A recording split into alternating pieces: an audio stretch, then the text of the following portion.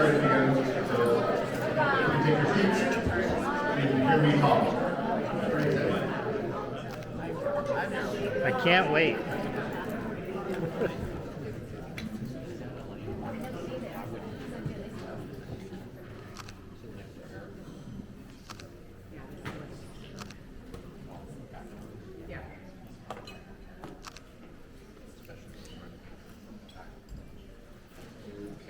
Okay. Yeah, so if you guys don't know me, I'm Alan. I'm the number 3. We were all the number. Yeah. Okay. So Mom was born in the year of the tiger. A Nobel Prize-winning poet once said, "A tiger does not shout its tigertude, it acts." Mom's actions have always spoken louder than her words. Both Mom and Dad had this in common. There's no way they could have raised the 4 of us without some heavy-duty action. Mom acted as a steady influence. I always knew she would be there for me. She acted to provide us with a stable and very clean house.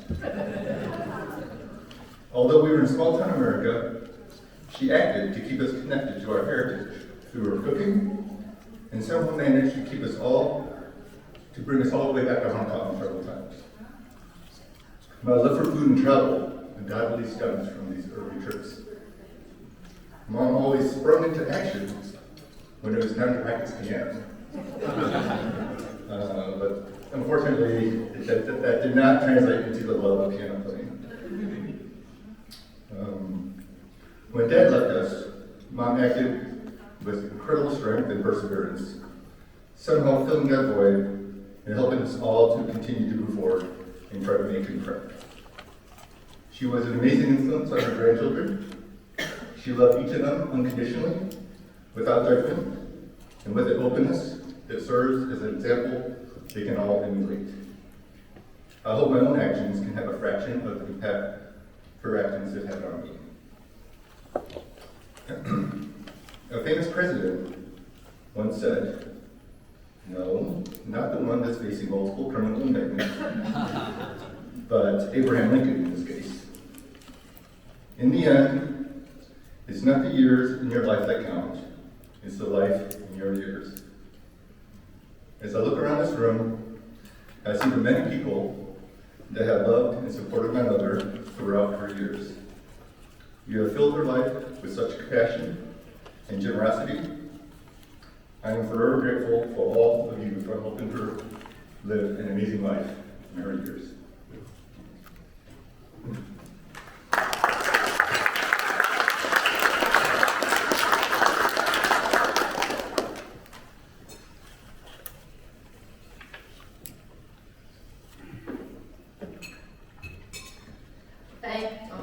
It's hard to follow anyone. I'm number 4, Elaine, the last. So thank you everybody for being here. Really, we all, my siblings and I, were just also grateful for your support and for coming. So I got a lot here, so be patient with me. I want to say Mom was opinionated, considerate, sensitive, and loyal. She loved watching movies, almost any kind. Ask me about the time we went to see The Road Warrior together and how much she loved it. She was devoted to her friends and kids, and especially to her grandkids. You heard her in her own words how much they meant to her.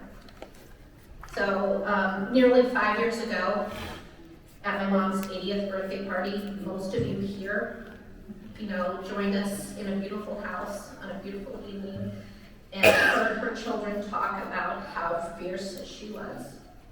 Fierce in her devotion to her family and friends, fierce in how she parented, as Ellen alluded to, fierce in how she faced the challenges of a life lived long after her beloved husband passed away. So today I'd like to talk about fierceness, sister in arms, and that's courage. The face of courage isn't just Wonder Woman or Michelle yell, you know. It's everyday people who, despite their fear, tackle a challenge that they're not prepared to face. It's people who do this day in and day out. And my mom, to me, was one of the most courageous people I've known. To say that she lived beyond expectations is putting it mildly. Not only did she live a life her parents didn't prepare her for more than 25 years, she lived a life beyond what she thought she was capable of. I don't know how much you all are aware of Mom's early life, but she grew up in Hong Kong, the fifth of 7 siblings, lost in the middle, brothers on either side, amid a decent amount of wealth and privilege. While her mother took a distant interest in raising her children from the mahjong table or the store, it was the nannies and the maids and the cooks and the chauffeurs who attended to most of her daily needs. So when Mom married my dad and moved to South Bend, Indiana, and that chapter of her life closed. So, and she got pregnant pretty much right away with Eric. And on Dad's graduate student income, they had very, very little money. So she had to teach herself how to cook, how to clean, how to be a mother. And she didn't get a lot of those lessons from her own mom. So in those days, she hand washed all of the dirty diapers. Can you imagine her friends back in Hong Kong doing that? It just blows me away. So, and then Diane and Eric are 13 and a half months apart. I'll let that sink in a little bit. I asked her once why she had these kids so close together. And she was like, I was washing all these diapers already, I might as well get it done while it was. So, little did she know that she had 2 more rounds of dirty diapers after that. So, anyway, so I would say that the first 15 years of their marriage, things were a little tight budget-wise. My parents grew their own vegetables, Mom baked her own bread. We even made our own tofu. Okay. So hand-me-downs for Ellen and me were real. Eric and Diane were the lucky ones with the new clothes. We didn't go out to eat much. In fact, I'll share stories about how we would drive to Kankakee to Redwood Inn because kids ate free. So anyway, so Mom went without new clothes and new shoes for years, and most vacations, unfortunately, or fortunately, were to South Bend. So, her bedroom set was a gift from her brother after he won big time in Las Vegas. So Eric, I'm still waiting for my.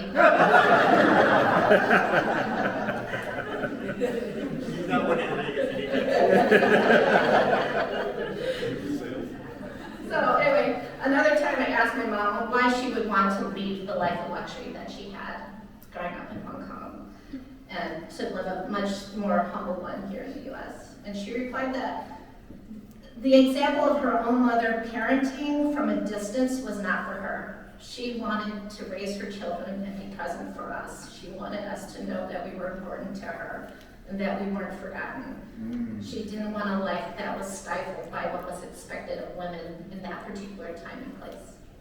And I think about that conversation frequently and how much courage it took for her to leave the only life she had known for this struggling graduate student living in a tiny apartment in a foreign country, washing poopy diapers, and willing herself to be the kind of mother she always wanted. It took courage to move past my dad's very devastating passing and to make a new life for herself afterward. It took courage to face her health struggles and to be both a grandmother and grandfather to her children's children. She didn't have a fancy CV, and no one has written a song about her that I know about. But she did manage, through sheer force of will and continuous daily acts of courage, to live the life she wanted, with children, grandchildren, and so many friends who adored her far beyond measure. We all have gladly returned that love. And so, now both of my parents are now passed. It's so strange to find myself without them. Dad has been gone for 27 years, and I still hear his huge laugh, feel his hair hugs, and see his kind, cheerful face.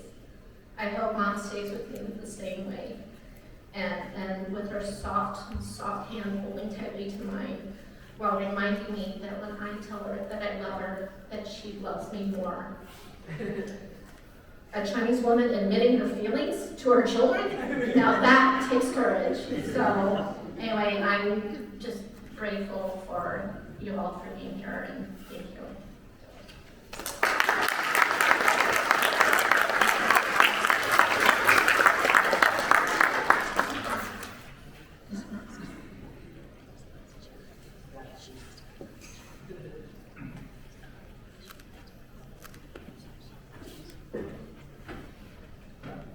Hello. My name is Jake. I am Diane's eldest son, and I'm also my Popo's eldest grandchild. When I first heard about this gathering, I was asked if I was going to do a speech, because normally I hate talking in front of people. But as soon as I heard that I'd be speaking in front of her closest friends and families, I immediately said, yes, please. Let me have a moment to talk about this. And then I had to stop and think, all right, what am I going to do?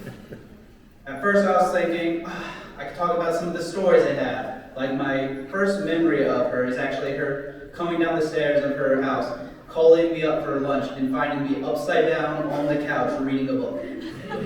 I can still hear her click her tongue go, yeah. Or if I was going to talk about my graduation, when she came down and I got to see her interact with my other grandmother, and it was just nice seeing my two families come together to celebrate me. Or if I wanted to talk about how even when at the time we would find out she had less than 24 hours left to live, she still had the strength to laugh at my silly jokes and stories about what I had been doing in my life up till then. But I decided, no, I didn't want to tell a story. Everyone here has a story that they hold close to their heart with her. So I wanted to talk about something a bit closer for me. I have aphantasia, which means I cannot picture things in my head. Now, a lot of people have asked me over the year, how do you remember things? What is that like for you? And I figured this would be a great time for me to explain that. I'd like to invite everyone to close their eyes. When I think of my grandmother, I imagine hugging a big tree, strong and growing tall. I can feel the warmth of the tree as the life pulsates through it and it shades me from the sun. When I imagine my grandmother's smile, I want you to think of this as closing your eyes and looking at the sun, just feeling the warmth as it envelops your face and spreads through your body. When I imagine her laugh, I can still hear the slight, rough little accent she has in it. And it fills me with the joy of, of our family reunions with everyone laughing in the background.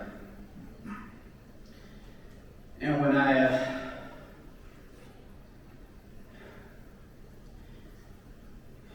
think of her standing next to me holding me, I can still feel her hands, which are surprisingly strong for how frail they were later in life.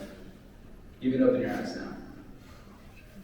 This is what it's like for someone with aphantasia. I cannot explain to you what she looks like without a picture there to me. She probably had hair that was about this length. I think she was about this tall, but she felt this tall to me. She was a giant tree in our life, much like our namesake gang. And now that I look over here, I know that she wasn't just a tree, but she was part of the forest. And I'm glad that you are all here as a part of it too. Thank you very much.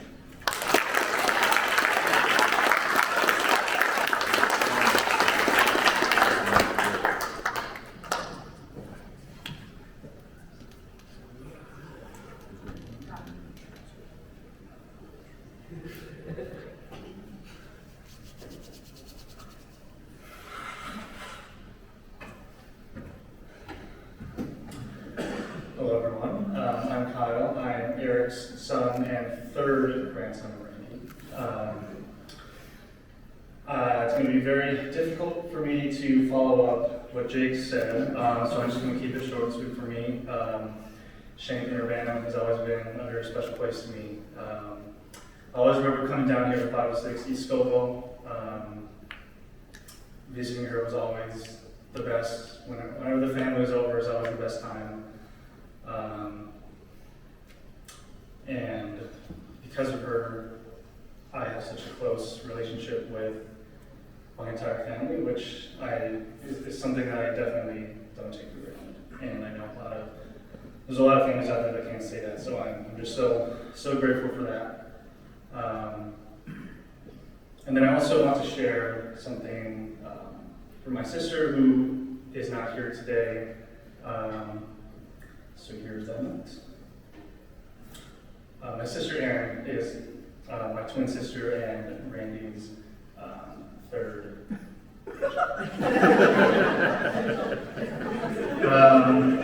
So I'm sorry I couldn't make it to Champaign-Urbana today to celebrate the incredible life of my mama. I'm sure my cousins will agree one of the fondest memories we had growing up was going to her house in Urbana. All of us kids spending time with mama and playing at the giant park down the street. I feel especially lucky I got to relive these memories for 4 years when I attended the University of Illinois from 2015 to 2019, as well as make new ones. I remember my freshman year fondly when she would pick me up at my dorm for dinner on Monday nights. This meant a lot to me as it was usually the one night each week I'd have no one to go to the cafeteria with, as most of my friends were in sororities and had mandatory meetings on Mondays. The next 3 years were similar and got even better when Alex joined us my junior year. More food.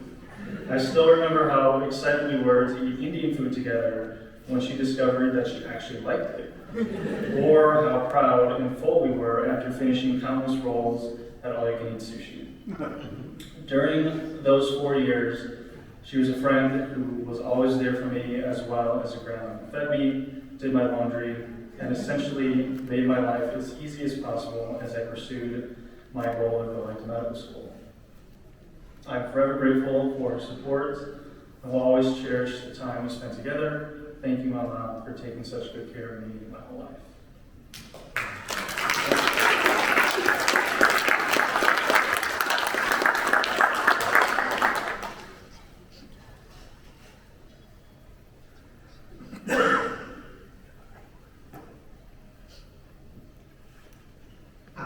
I didn't actually introduce myself. But I'm Diane. I would say I'm number 2. However, I prefer to use the term I'm second. You understand my preference. But I'd like to actually, I think Ayuk, you wanted to say a few words as well? Yeah, so if you want to come up, a couple of the other family members